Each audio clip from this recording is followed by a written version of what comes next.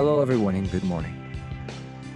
It's your friend and Chiani here on this bright and sunny Thursday, May 15th, 2025. How are all my wonderful listeners doing today? Yup. Today we've got a super exciting paper from the Augmenting Human Cognition archive. It's all about how computers and humans can become even better friends. The title is Augmenting Human Cognition to Everyday Hour. And if you return it yourselves, you can find it at tab://abs.org/abs/2505.3000 Phew, that's a long one, isn't it? So what's this paper all about, you ask? Well, imagine a few glasses that help you think, like a super smart assistant that's always there for you. The paper by Xiaopeng talks about how augmented reality, AR, is becoming a cool new thinking tool. You know, ours from digital information is put right on top of what you see in the real world. And now, with super smart eyes that can understand pictures and words in the world around us and read, AR can really help us out in our daily lives. The big problem this paper is trying to solve is, one, sometimes our gadgets are a bit clunky, right?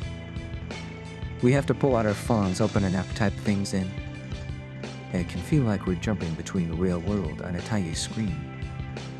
This paper imagines a future where information and help are seamlessly woven into our surroundings. It wants to make technology feel more natural, and less of a separate thing we have to fiddle with. The idea is to use all those AR glasses that understand what we're looking at, what we're saying, and even our hand movements. The paper says AR can be like an always-on knowledge layer.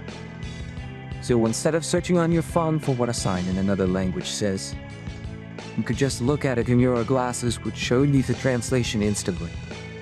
Or if you're looking at a new toy and say, "Oh, I wonder what this brand is all about now."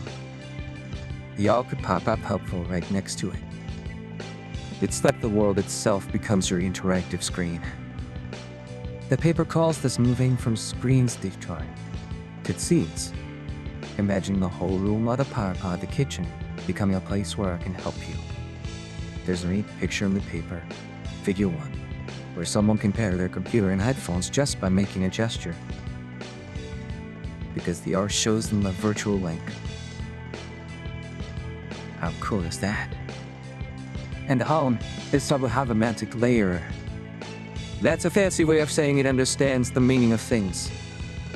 So if you look at a lamp and say, "Change that," the AR knows you mean the light but might ask if you want to dim it or change its color. It's like having a helper who really gets what you mean, even if you don't say it perfectly. The paper also talks about proactive thinking tools. This means the AR can actually help you step by step with tasks. Like Figure 2 shows something called relatives. And it knows when you finished a step and shows you the next one automatically. No more flipping pages in a confusing manual. Or, like in Figure 3, imagine being a library.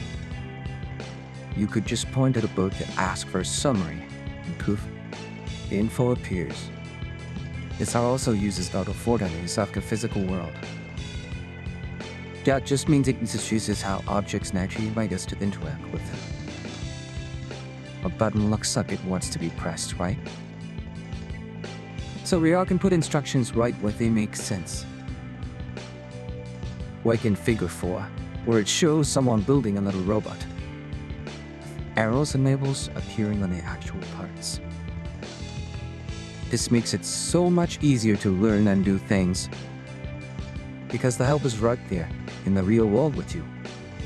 Now, let's think about some fun ways this could be used in everyday lives.